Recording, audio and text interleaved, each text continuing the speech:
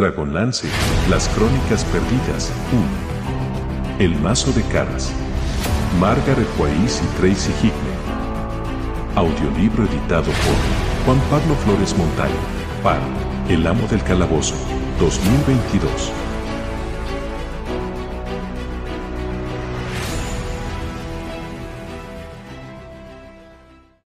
XVIII. Adiós al valle. Cornisa peligrosa. La piedra angular.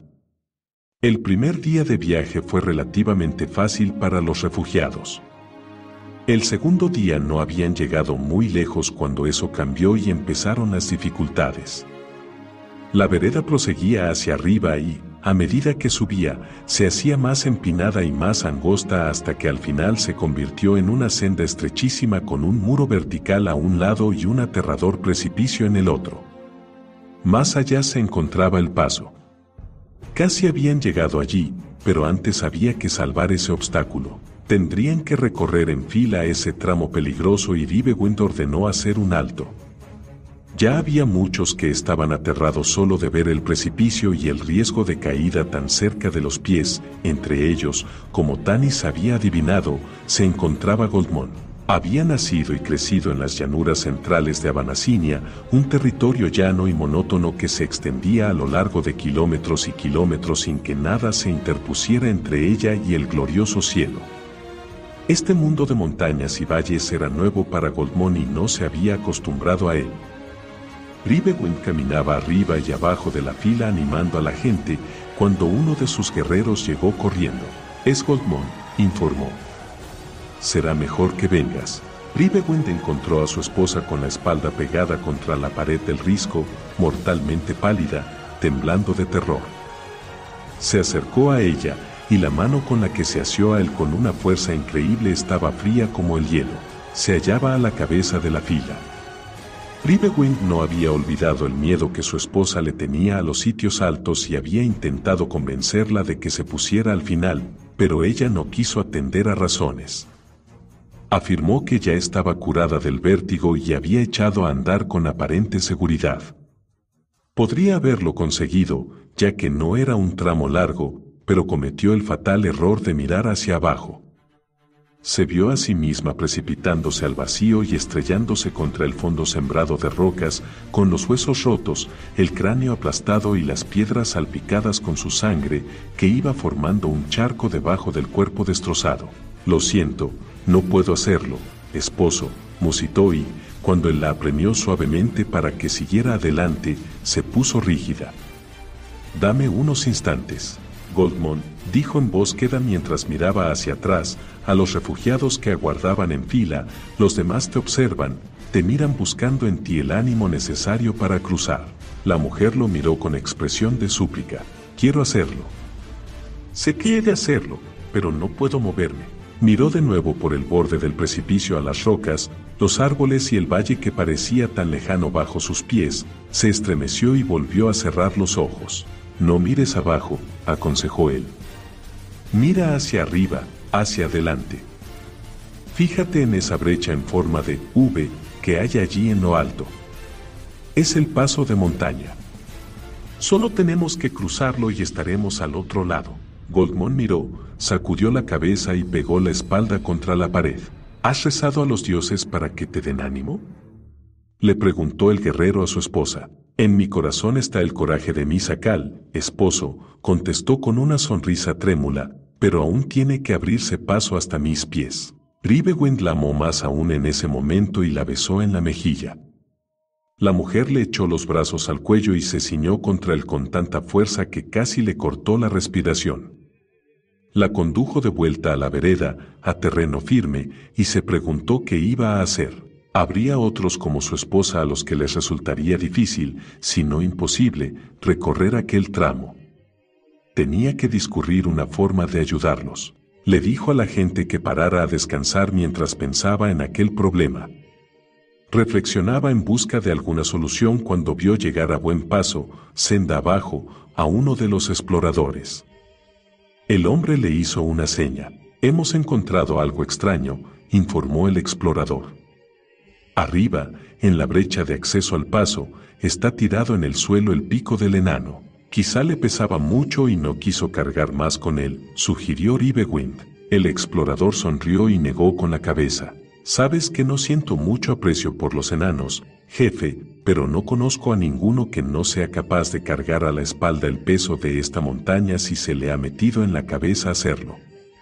No es probable que se dejara atrás un pico, a menos que tuviera una buena razón, dijo Ribewind, pensativo. ¿Hay algo más?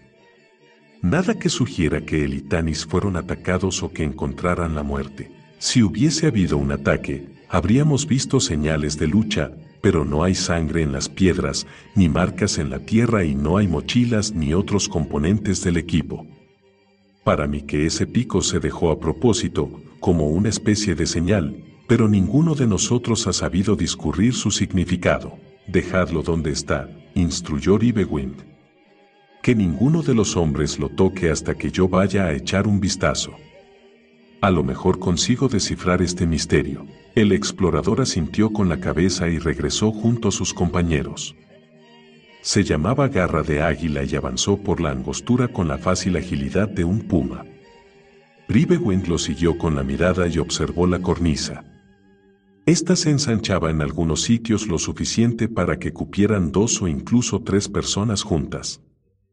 Podía situar a hombres como Garra de Águila, inmunes a las alturas, en cada uno de esos puntos, preparados para ofrecer un brazo fuerte y una mano firme a quienes pasaran por la cornisa. Ribewind explicó su plan y pidió voluntarios, entre los que eligió hombres fornidos, resueltos y sin miedo a las vertiginosas alturas, y los situó en varios puntos a lo largo de la cornisa.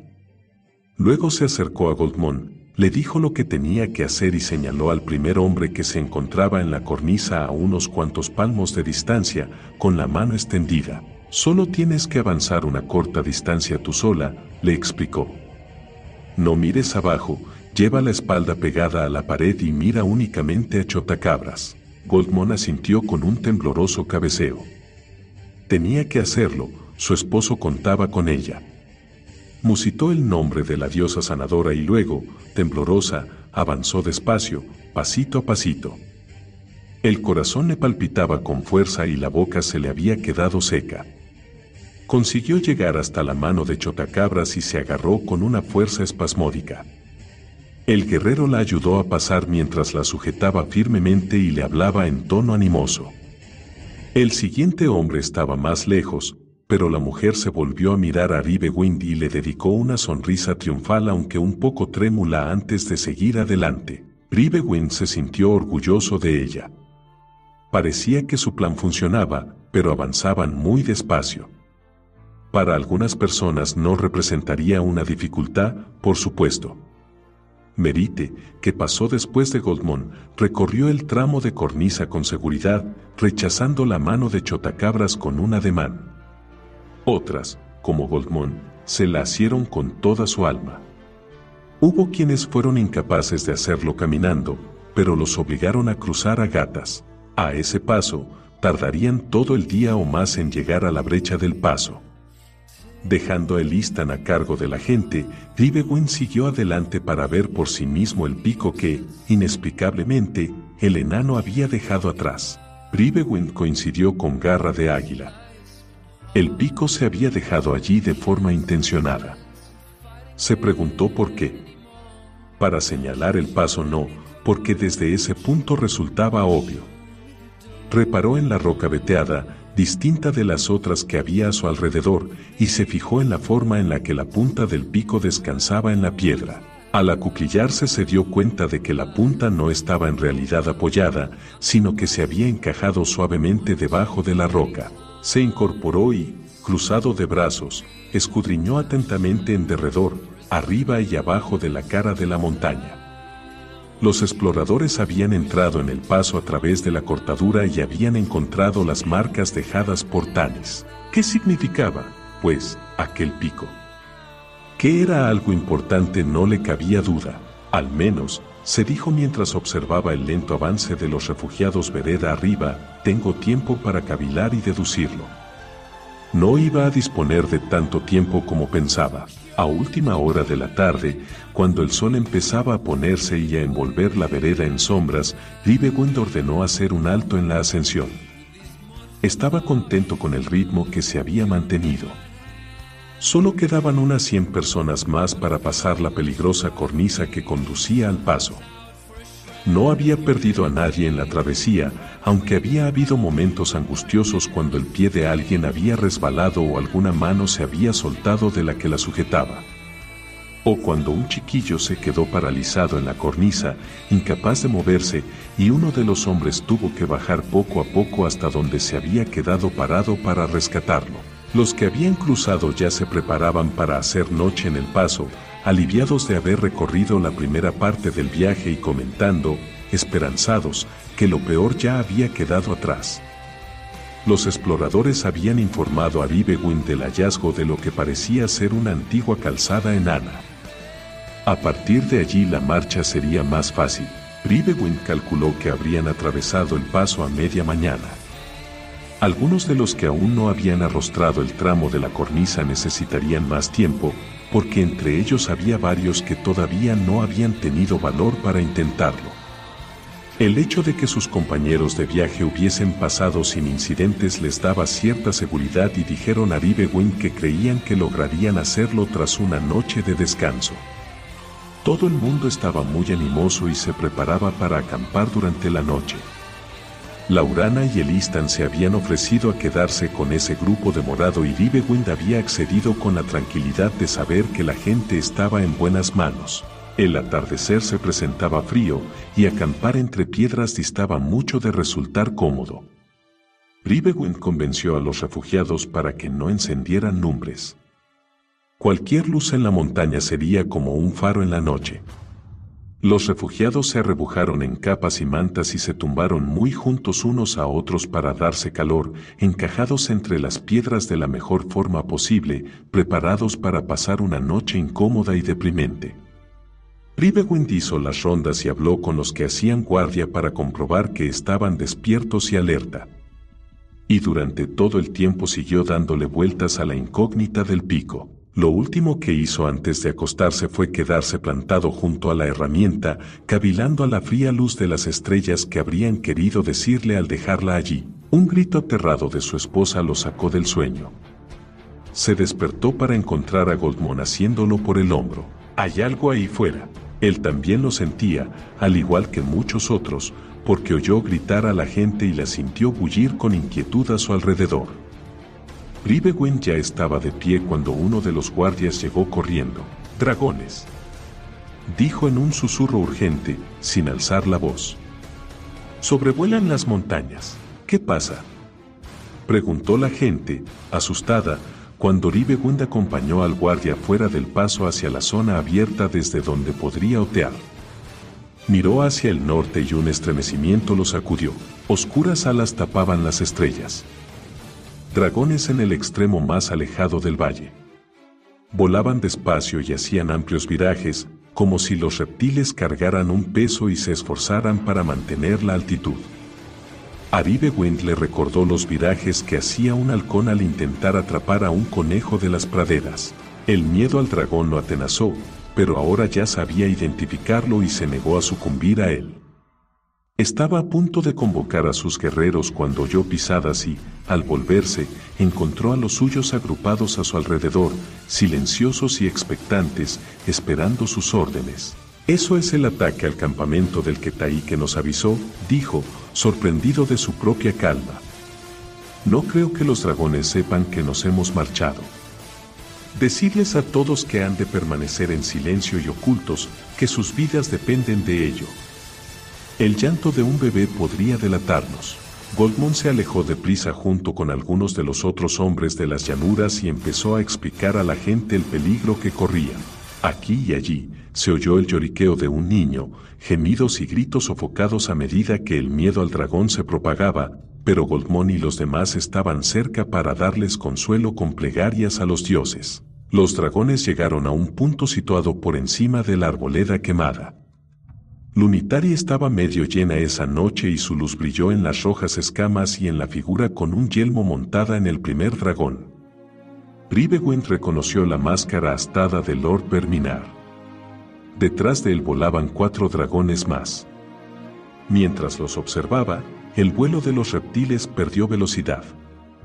Las bestias empezaron a realizar lentos virajes que los llevaron encima de las cuevas en las que los refugiados habían vivido.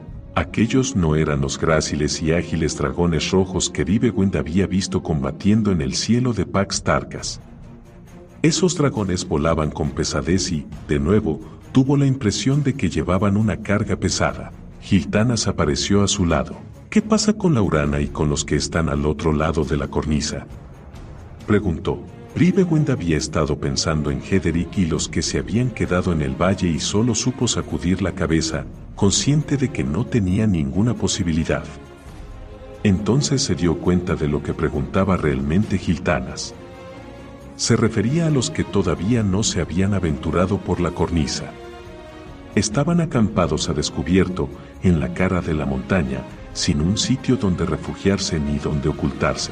Tenemos que conseguir que crucen, lo apremió el elfo. ¿A oscuras? Demasiado arriesgado. Bribewen sacudió la cabeza. Confiemos en que los dragones se contenten con atacar las cuevas. Y esperemos que no se les ocurra volar en esta dirección. Se preparó para ver cómo los dragones escupían fuego sobre las cuevas, pero no ocurrió así. Por el contrario, los dragones siguieron sobrevolando el valle en círculos cada vez más bajos, descendiendo en una formación en espiral. El dragón que llevaba a Verminar permaneció a más altura, observando desde arriba. Bribewen estaba desconcertado y entonces divisó algo que incrementó su desconcierto. Unos bultos caían de la espalda de los dragones, o al menos eso era lo que parecían. A Bribewen no se le ocurría que podían estar dejando caer los reptiles.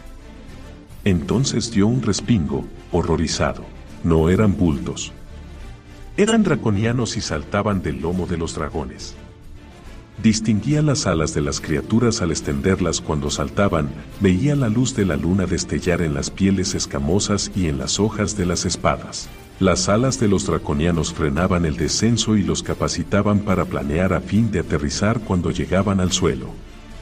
Por lo visto no eran expertos en saltar desde los dragones, ya que algunos caían de cabeza contra las gruesas ramas de los árboles y muchos se zambullían, pateando y agitando los brazos, en el arroyo. Aullidos de rabia rasgaron el gélido aire de la noche. Bribewen alcanzó a oír las voces gritando órdenes a los que habían aterrizado cuando los oficiales intentaron poner orden, encontrar a los soldados y situarlos en formación. Eso no tardaría mucho en conseguirse. Los draconianos marcharían hacia las cuevas y descubrirían que su presa había huido. Empezarían a buscarlos. Tienes razón, le dijo a Hiltanas. Tenemos que hacer que crucen los que están al otro lado. Sacudió la cabeza despacio. Los dioses nos ayuden. Caminar por la empinada y angosta cornisa había sido difícil y atemorizador con la luz del día y ahora tenía que pedir a esas personas que lo hicieran de noche y a oscuras. Y en silencio, Bribewen volvió por la peligrosa cornisa y encontró a Elistan y a Laurana esperándolo. Ya hemos despertado a todos y están preparados, se anticipó el clérigo. Pobre Hederick, susurró Laurana al ver que los draconianos empezaban a cubrir las colinas como un enjambre. A Bribewen le era difícil sentir atisbo alguno de pena por ese hombre o los que estaban tan engañados como para confiar en él. Tampoco disponía de tiempo para perderlo pensando en él. Contempló al grupo reunido, con los semblantes pálidos que destacaban en la oscuridad, pero todos guardaban silencio y estaban preparados. Bribewen detestaba hacer lo que tenía que hacer a continuación, pero no le quedaba otra opción. Tenemos que taparles la boca con mordazas. Elistan y Laurana lo miraron fijamente, tal vez preguntándose si se habría vuelto loco. No entiendo, empezó Laurana. El silencio es nuestra única esperanza de escapar, explicó Bribewen. Si alguien se cayera, los draconianos podrían oír los gritos. Laurana palideció y se llevó la mano a la boca. Claro, dijo Elistan en voz queda antes de alejarse a buen paso hacia el grupo. ¿Te encuentras bien?, le preguntó el guerrero a Laurana. Sí, logró responder ella sin apenas voz. Me alegro. Rivewin se mostraba enérgico, flemático. Tenemos que empezar a pasar ya, no hay tiempo que perder. Los draconianos atacarán las cuevas, pero no tardarán mucho en comprender que nos hemos ido. Vendrán tras nosotros. ¿Estaremos a salvo en el paso?, preguntó la elfa. Eso espero, contestó procurando darse confianza a sí mismo tanto como a ella. No sabíamos que el paso estaba aquí y hemos vivido en la zona durante meses. Con suerte y la ayuda de los dioses, los draconianos no nos encontrarán.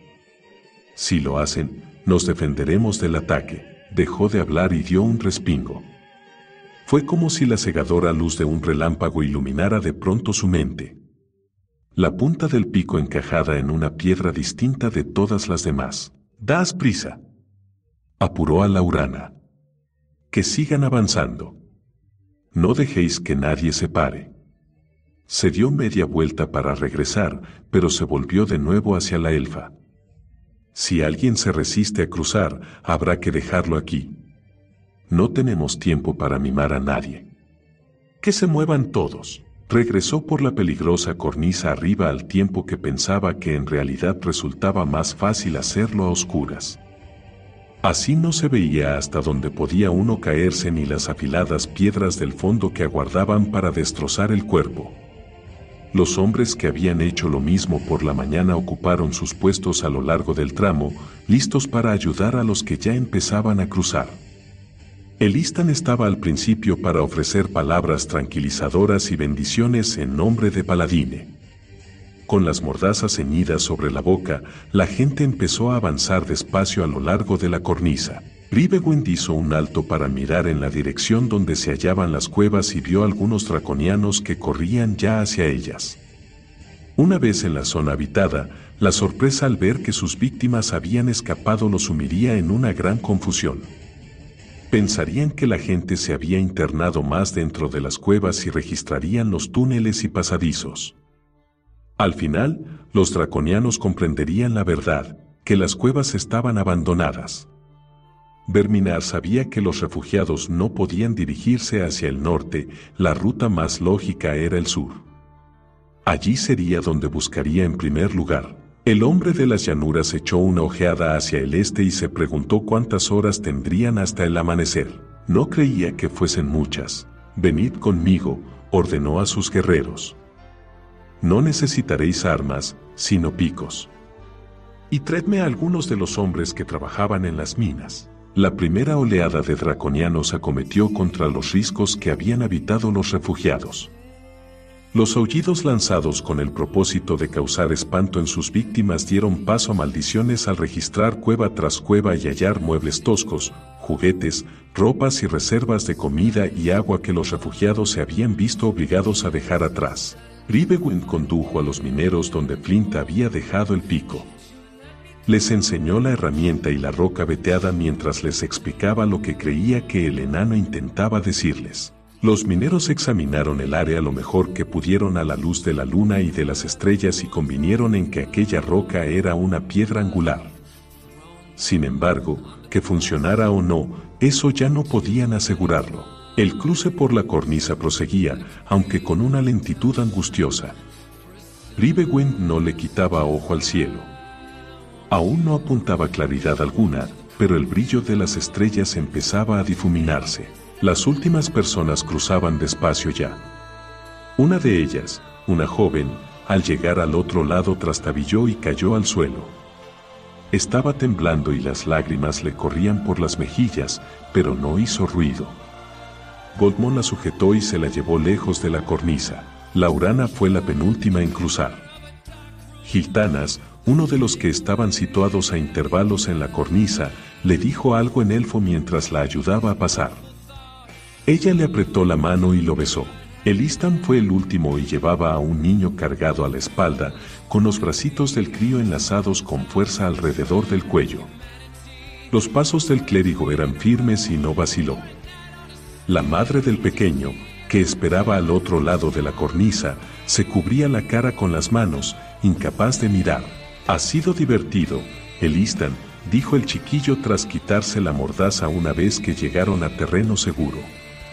¿Podemos repetirlo? La gente rió, aunque era una risa temblorosa. Los hombres salieron de la cornisa y todos emprendieron la marcha hacia el paso. Atrás, en el campamento del valle, los draconianos salieron de las cuevas.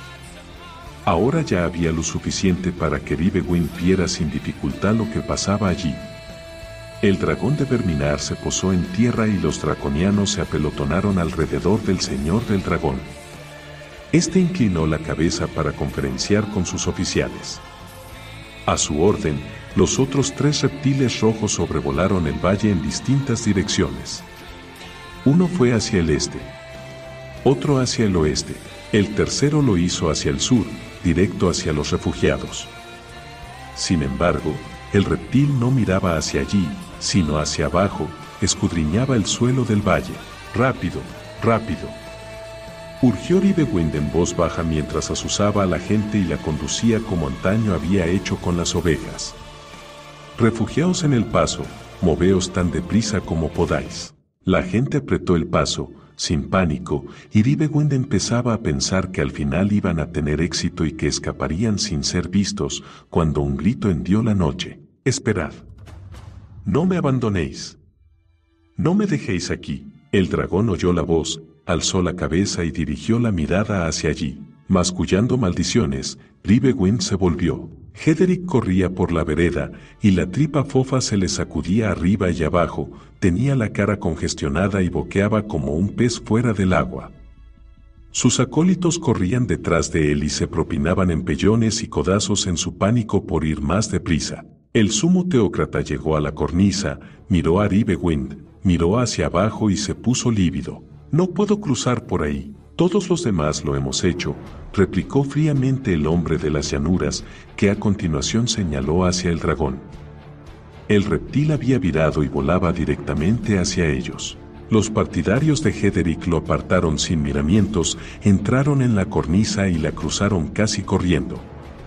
El teócrata, temblando de miedo, avanzó casi a rastras detrás de ellos.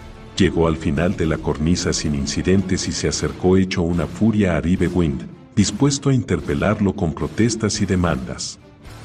Ribewind lo agarró y lo empujó hacia varios guerreros, que asieron al teócrata por los brazos y los usaron para dirigirse a toda prisa hacia el interior del paso.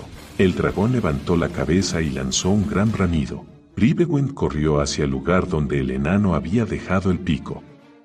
Echó una ojeada hacia atrás y vio que el grito del reptil había alertado a Lord Verminar. Su dragón se impulsó con las patas en el suelo y emprendió el vuelo. También los draconianos empezaron a correr en su dirección. Se desplazaban por tierra más deprisa que los humanos, ya que se servían de las alas para ayudarse. Brincando y corriendo, fluyeron por la trocha como un río de escamas. El dragón de Verminar lo conducía rápidamente hacia el paso, y los draconianos se aproximaban a este mucho más deprisa de lo que Ribewind habría creído posible. Ribewind asió el pico, miró hacia la brecha y vio que los pocos rezagados ya estaban a salvo dentro del paso. «¡Que Paladine nos guarde!», rogó entonces y, en un gesto de respeto a Flint, añadió, «y que Reorx guíe mi mano». El hombre de las llanuras golpeó la roca veteada justo en el sitio donde había estado encajada la punta. Ribewind se apartó de un salto y la roca bajó rodando la ladera. Al principio no pasó nada, y al guerrero se le cayó el alma a los pies. Miró y vio que el dragón planeaba hacia allí. Verminar tenía extendido el brazo y señalaba el paso, guiando al reptil. Entonces el suelo tembló. Hubo un sonido rechinante, desgarrador, y ante la mirada atónita de Ribewind fue como si la ladera de la montaña se moviera y se precipitara sobre él.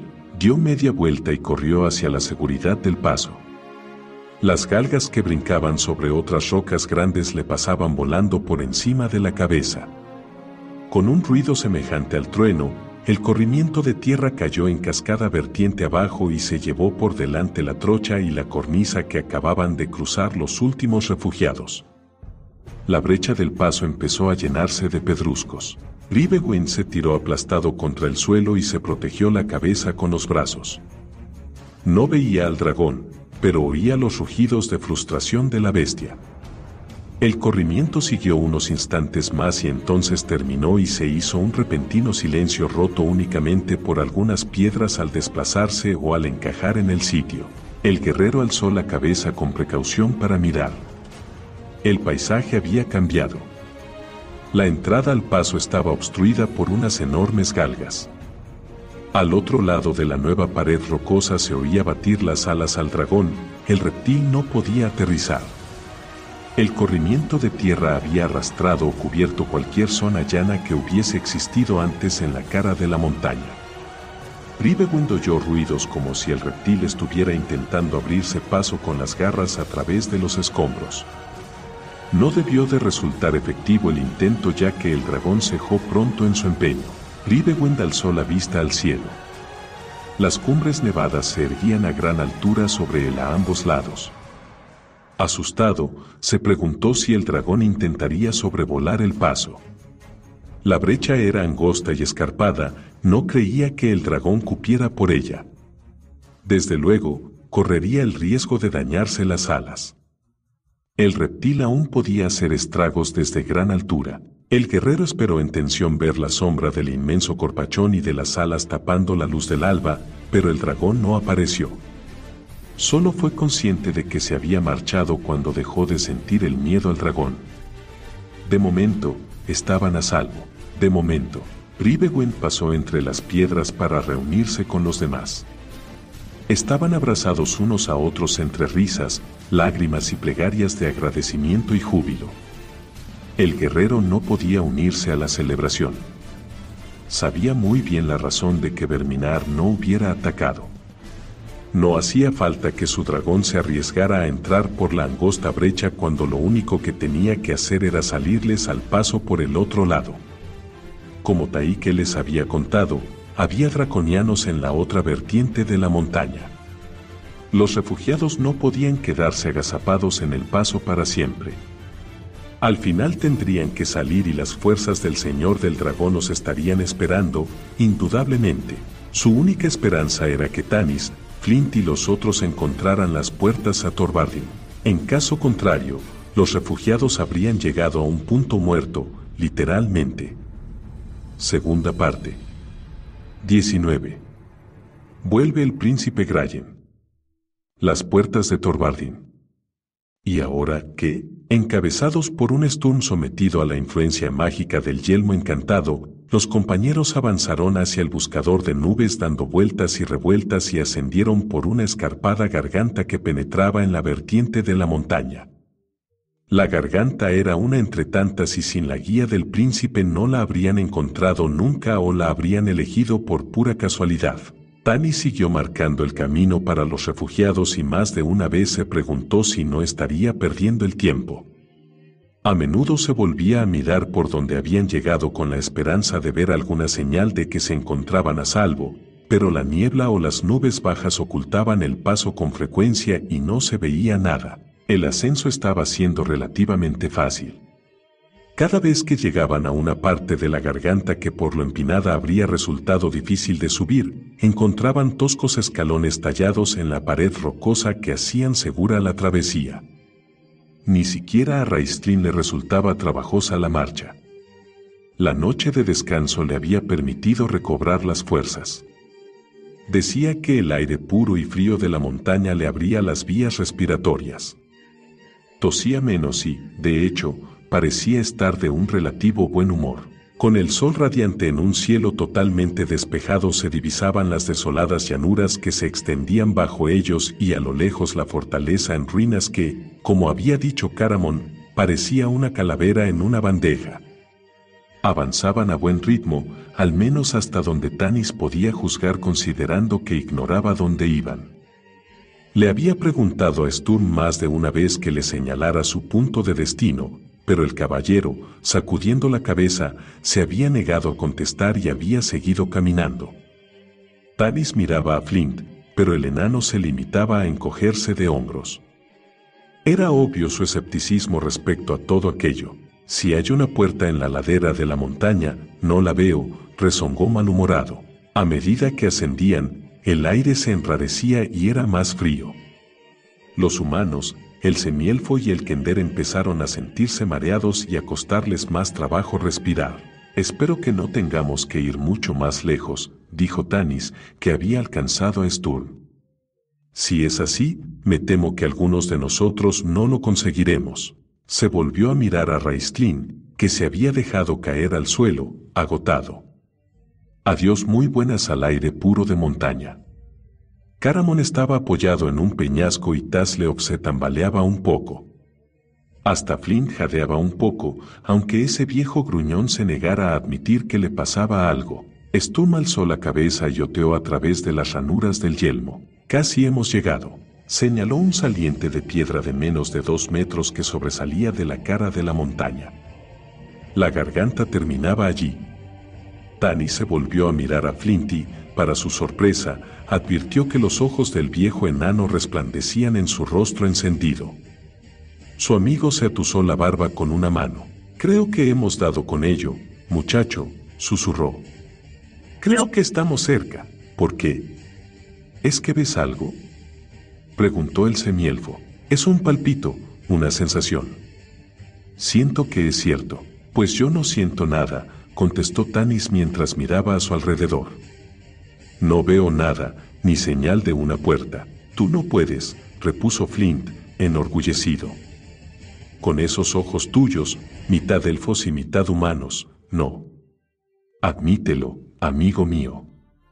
Nunca habrías encontrado el camino, lo admito de buen grado, dijo Tanis, que añadió con una sonrisa, ¿y tú, qué? Yo sí, insistió Flint. Si hubiera estado interesado, lo habría encontrado, cosa que hasta ahora no ha sido así. La mirada de Tanis recorrió la vasta extensión gris de piedra que se alzaba ante ellos. Si encontramos la puerta, ¿nos dejarán entrar los enanos de la montaña? Esa no es la pregunta que me hago yo, repuso Flint. Tanis lo miró con expresión interrogante. Lo que yo me pregunto es si habrá enanos bajo la montaña que puedan responder sí o no a esa cuestión. Quizá la razón de que la puerta haya permanecido clausurada durante 300 años es que no queda nadie vivo para abrirla. Sturm había reanudado la marcha y Flint echó a andar detrás de él. Tanis se volvió a mirar a los gemelos. Ya vamos, dijo Caramon. Raistlin asintió con la cabeza y, ayudado por el bastón y por su hermano, empezó a ascender.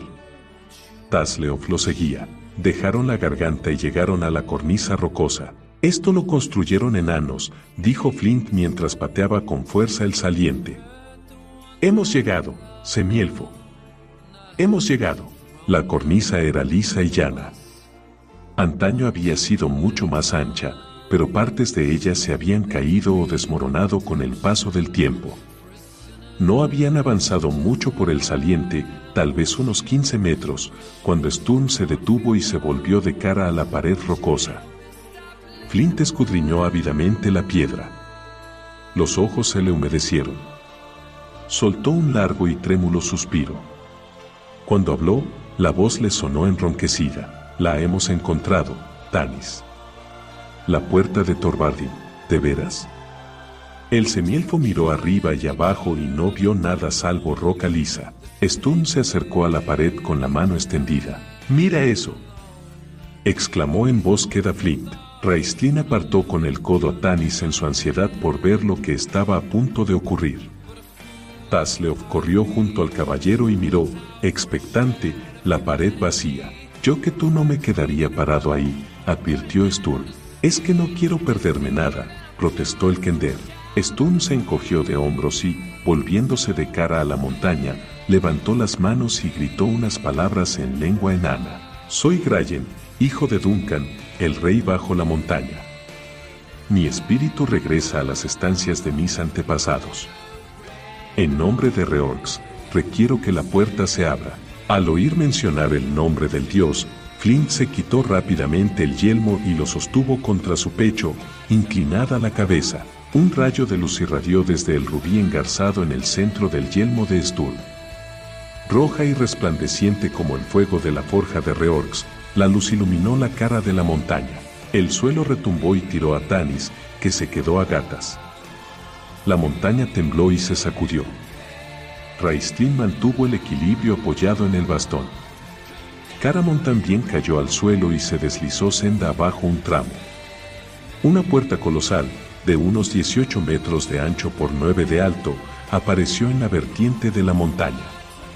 Un ruido chirriante como el de una gigantesca rueda de molino sonó dentro, en algún sitio. «¡Quítate de en medio!», bramó Flint, que asió a Tasleof por el cuello de la camisa y lo apartó a un lado.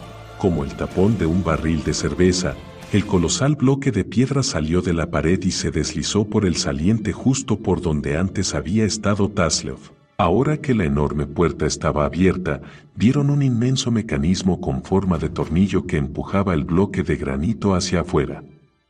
La puerta rechinó sobre la plataforma exterior y siguió desplazándose, pasado ya el borde de la cara de la montaña. El mecanismo que la operaba gemía y chirriaba, empujándola más y más lejos hasta que el pesado bloque de piedra sobresalió del borde de la cara de la montaña.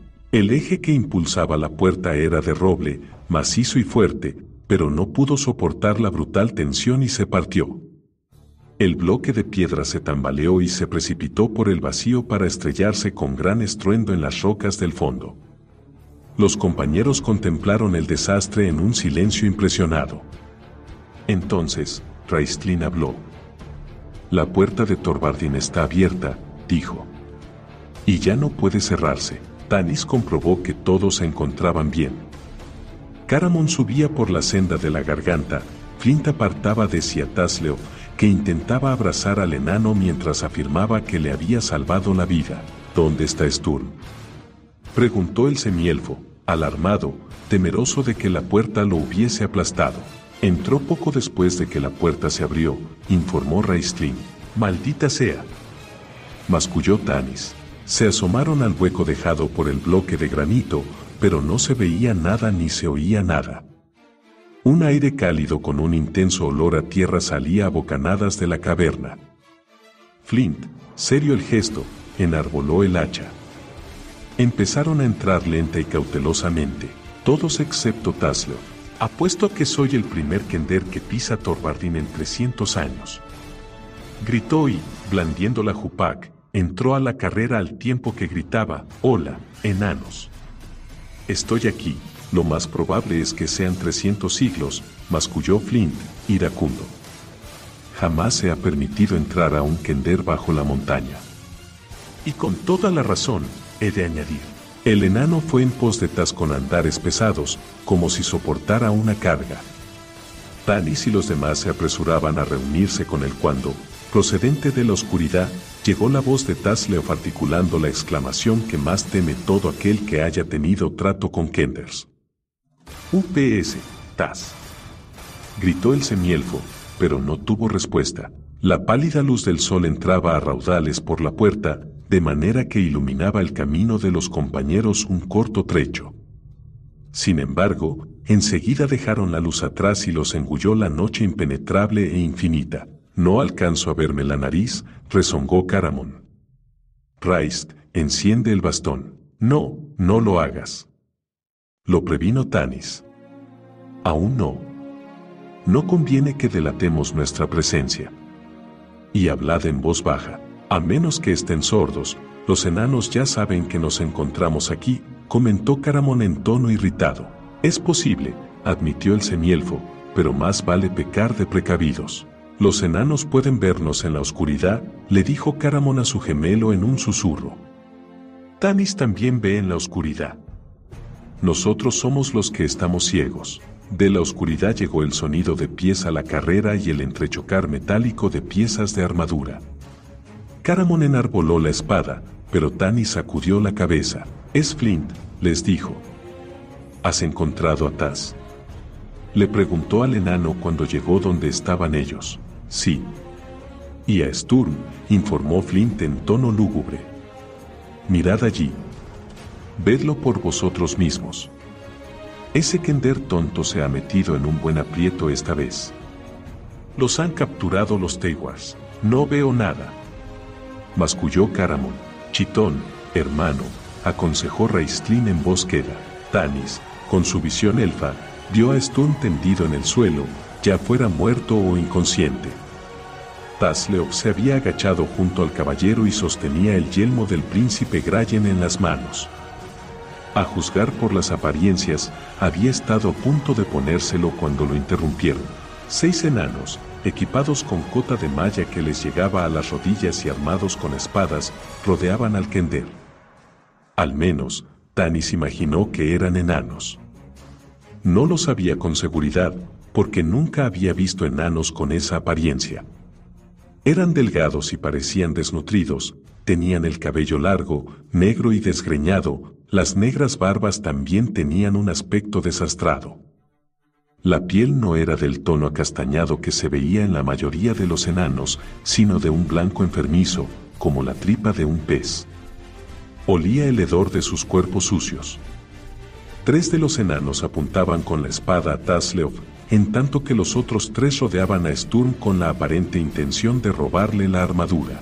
¿Qué pasa?, demandó Caramon en un susurro alto. ¿Qué ocurre ahí?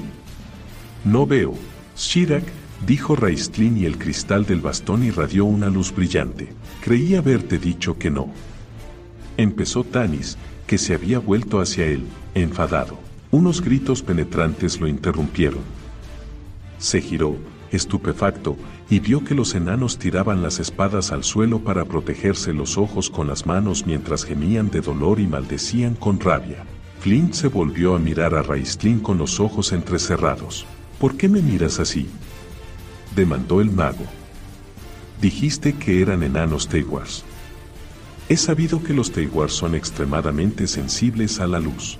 Sabido por los enanos, tal vez, replicó Flint, encolerizado.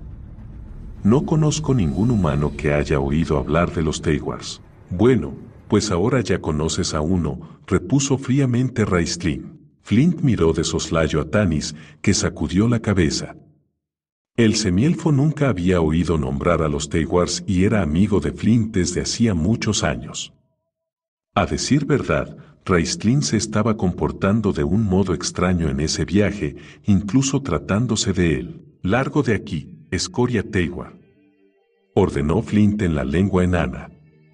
Echó a andar con el hacha enarbolada en un gesto amenazador. Estiércol de las colinas, insultó con un gruñido uno de los Taywars, que empezó a murmurar entre dientes a la par que movía los dedos. Deténlo, advirtió Raistlin.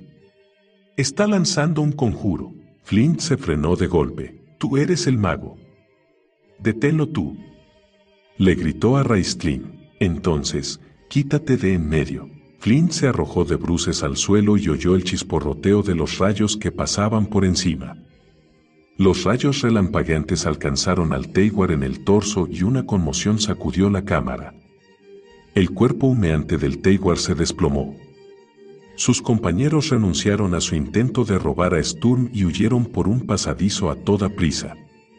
El tintineo de las cotas de malla y el pataleo de las botas se oyeron durante un tiempo y luego, de repente, cesaron. No han ido muy lejos, advirtió Tanis. Puercos Taywars. Flint estaba que echaba chispas y asestó una mirada feroz al semielfo. Te dije que era un error volver. Me apostaré en el corredor un poco más adelante y vigilaré. Tú ocúpate del caballero. Echó a andar y añadió con un bramido, y quita ese yelmo al Kender. Raistlin estaba parado junto al caballero y sostenía el bastón de manera que cayera la luz del cristal sobre él mientras Caramon lo examinaba. Está vivo y el pulso es firme. No sé qué le pasa. No se le ven heridas. Tanis miró muy serio a Taz. No fui yo, protestó el Kender de inmediato. Lo encontré tirado en el suelo, inconsciente. Y tenía el yelmo caído a su lado. Creo que debió de dejarlo caer. Más bien fue el yelmo el que lo dejó caer a él, por decirlo de algún modo, puntualizó Raistlin.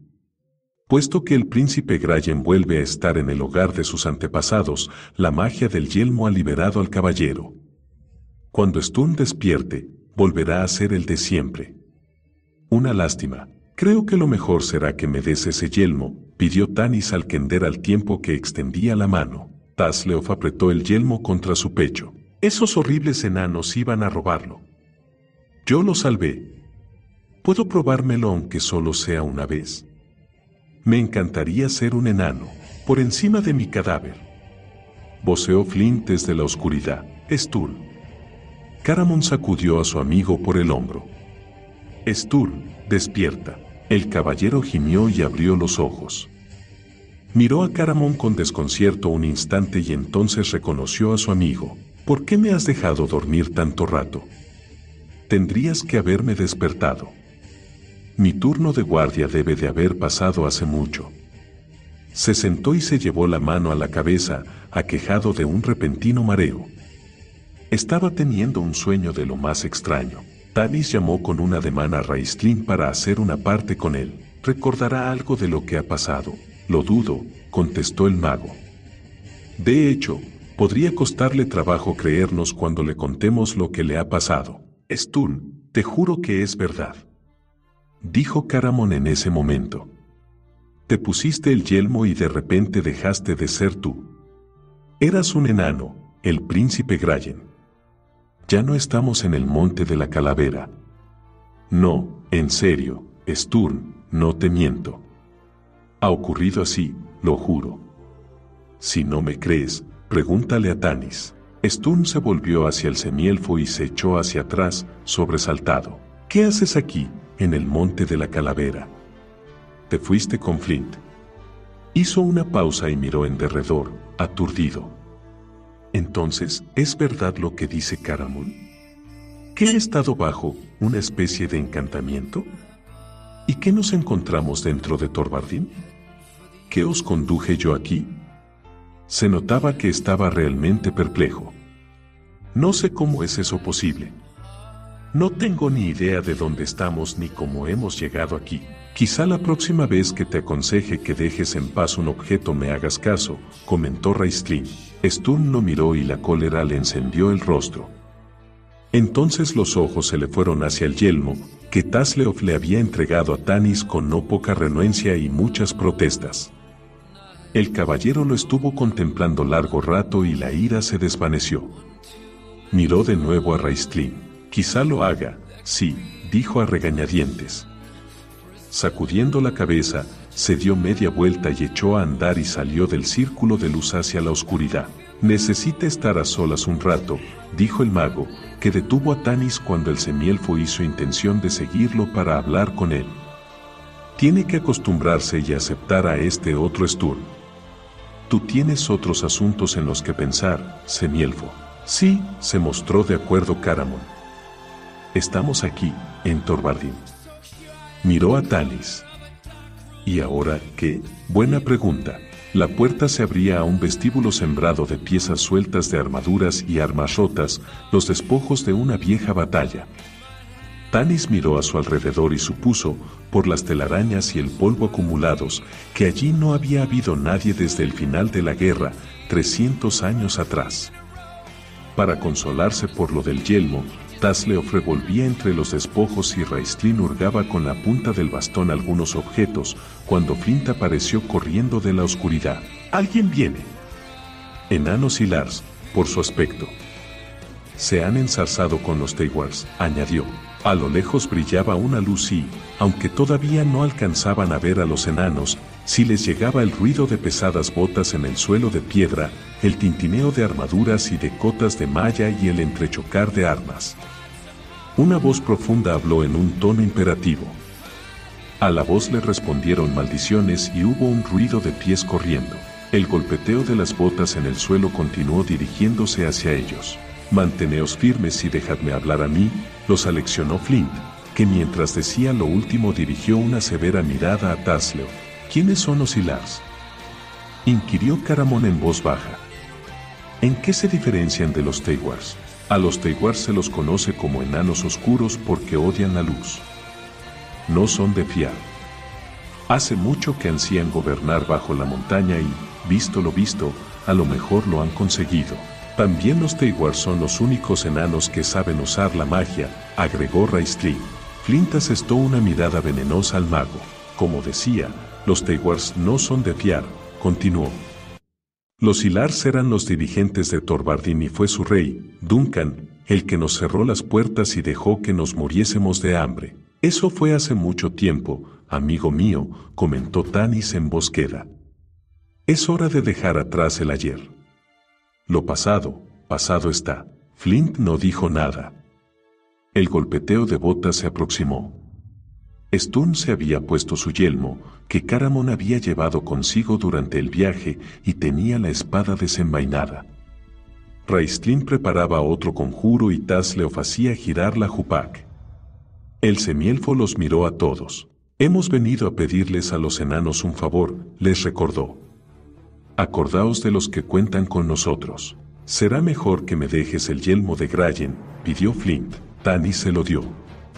El enano le frotó un poco la suciedad y le sacó brillo al rubí con la manga. Después se lo puso debajo del brazo y esperó. ¿Esos Hilars huyen de la luz?, preguntó Caramon. No. Los Hilars no le temen a nada, contestó Flint.